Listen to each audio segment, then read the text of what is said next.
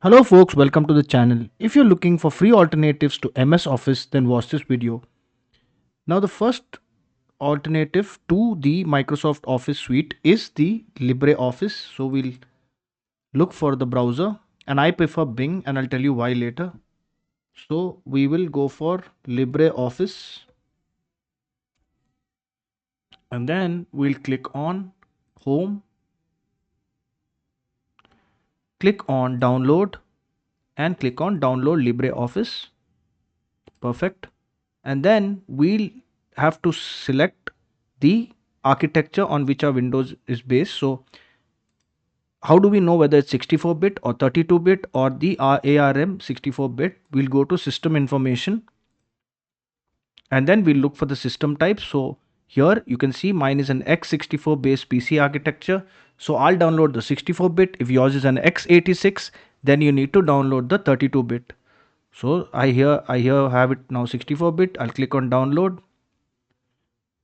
and then it will download automatically. Now I have already downloaded LibreOffice and installed it because it takes some time to download and install it. So I will show you, but let me take you to the process just in case. Here you go, keep, and then once LibreOffice is installed, I can open the file, right click, and then click open, click on next, and then I will proceed with the options. Now you will get the custom option and the typical option. I normally go for the typical option and click on install. Now once that is installed, I will open LibreOffice just to show you what an excellent piece of software it is and how it is just like Microsoft Office but a free alternative. All right. Now it should take some time to load because this is the first time it's loading. And you can see here that I can use Microsoft Word,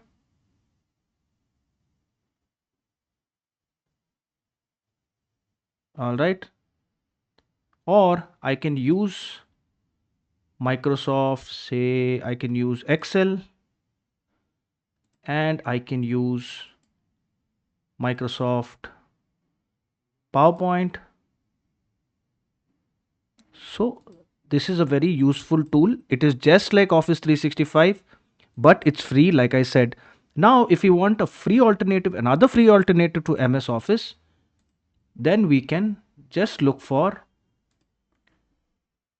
Microsoft Office,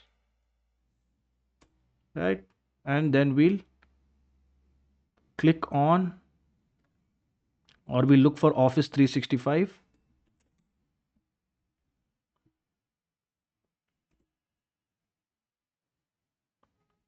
Go to Microsoft 365 login.